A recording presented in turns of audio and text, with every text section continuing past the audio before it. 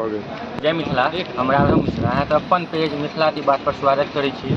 आइ हमरा तक एकटा भाई छथि जे हिनकर पहचान के जरूरत नहीं है अपन मिथिला में नहीं पूरा भारत में। हिनका सब चिन्है छथिन। ई नानी के कहानी के पेज बनबै छथिन और आइ हिनका बहुत बढ़िया टारगेट है और हिनका पेज पर आइ हथिन प्रणव झा जे अपन मधुबनी जिला के छथिन। और हम ई भाई के बात पूछबनि और अहाँ तो बतेता ई अपन पेज के केना केना चालू केलखिन और हिनका की समस्या अयलै की हिनका बढ़िया बुझेलनि। सबसे पहले भाई हम अपन पेज मिथिला की बात पर अहाँके स्वागत करै छी। बहुत बहुत धन्यवाद राघव और बहुत बढ़िया काज कर रहल छी अहाँ और नानी कहानी पेज कते पॉजिटिव बतेलियै तऽ बहुत बहुत धन्यवाद अहाँके। और जे पूछलियै नानी कहानी पेज जे छै ई पेज नहीं छै, हमर सबके फीलिंग छियै जकरा हमसब संजोने छियै और अपन जे हम फील करलियै नानी जी कहानी सुनलाके बाद वह हरेक मैथिलके घर तक पहुँचेबाक छै, जैसे हरेक मैथिल आदमी जे छै वएह चीज फील करते। और दिक्कत तऽ कोनो चीजमे छै, कोन चीजमे दुनियामे दिक्कत नहीं छै, पेजोमे दिक्कत तऽ बहुत भेल छै लेकिन कोनो एहन खास नहीं चल रहल छै।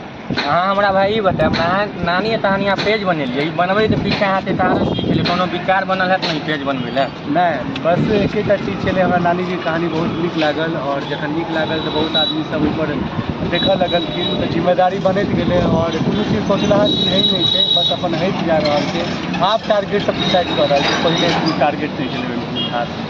और इनका बहुत कम समय में 50 के फॉलोवर एल नानी कहानी में। मात्र 6 महीना हमरा 6 महीना नहीं लागल छलै और एते जल्दी अपन पेज के टारगेट पूरा केलखिन, अचीव केलखिन। और बहुत हम इनका कहबनि जल्दी से जल्दी इनका 1 मिलियन अहाँ जब करियो सब मिथिला के आदमी और हिनकर पेज के देखियो।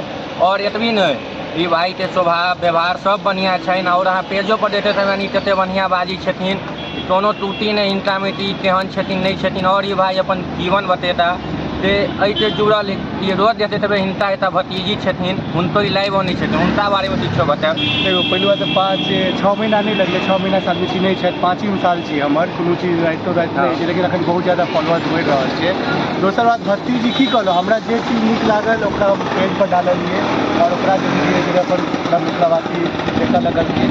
बाकी हमर लाइफमे छै कि हम जे छै एकटा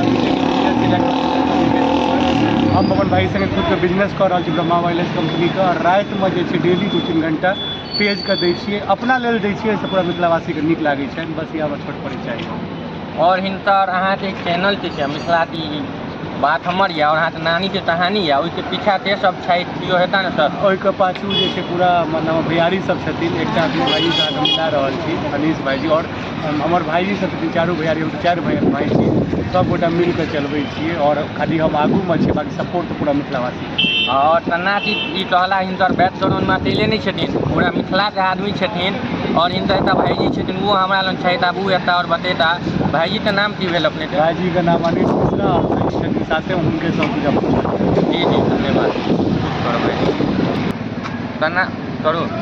तना ई भाईजी छथिन और ई बैकग्राउंड के बैक कैमरा होइ छै, बैक कैमरा के मेन लीडर ई भाईजी छथिन और ई भाईजी अपन परिचय बतेता। भाईजी अहाँ से अपन पेज मिथिला की बात पर स्वागत करू। धन्यवाद, आभार अहाँके जे अहाँ हमरा लाइक समझलहुँ।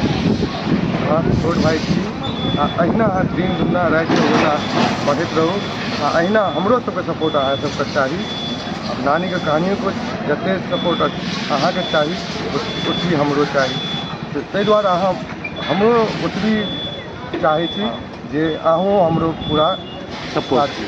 और हम सब अहाँ के साथ दैते छी, एतबी नहीं हम ही नहीं पूरा मिथिला अहाँ के साथ दै छै, तहन अहाँ पेज पर एते फॉलोवर एला। और लगभग हमरा बुझाइए ई लाइव आबै छथिन तऽ हमरा बुझाइए 10 देते तऽ हम नहीं, लेकिन आइ हमरा बुझाइए लाखों आदमी हिनकर लाइव शो देखते तकले अपन मिथिला के कोनो स्टार नहीं सुपर स्टार कहल जाए प्रणव झा जी के ऊ आबै छथिन। और हुनका बारे में किछु अहाँ बतेबै, ऊ हिनका आबै के पीछा कारण की छै? हमर सबके ई कारण ई छै जे जते भी मिथिलाके छथिन, जते भी छोट कलाकार हेथिन या पैघ छथिन, हमरा सबके हुनका उत्थान करबाक छै और हुनका बारेमे दोसरके बतेबाक छै जे केना केओ नीचाँसँ कतऽ बढ़लखिन, केना बढ़लखिन, ओकरा बारेमे जानैके सबके जरूरत छै और वो जानबाक चाही। और भाईजी कहला कि कते नीच छोट के छोट या नीचा से नीचा स्तर पर के कलाकार अपन मिथिलांचल में छथिन, हुनका ऊपर उठबै के हिनकर काम छै। एतबी नहीं अपन पेज में ई हम 2 आदमी एखन छला बदरपुर में आयल छलहुँ, मिललुन दुनू भाई के और दुनू भाई के स्वभाव एते बढ़िया लागल, हमरा इच्छा होइए तऽ जाऊ नहीं लेकिन हमरा जाय पड़त। और भाईजी अहाँ हम बहुत अहाँ दुनू भाई के आभार छी, हमरा आबि कऽ मिललुन। और एतबी नहीं कुंदन भाई तो मन खराब छे तैयो हमर एकटा फोन पर उतला हम ऐप मिले ला एतबी सब जय मिथिला जय मैथिल। अहाँ हमर पेज के देख रहल छी तो पेज के फॉलो करब और यूट्यूब चैनल मिथिला की बातें सब्सक्राइब करब। जय मिथिला।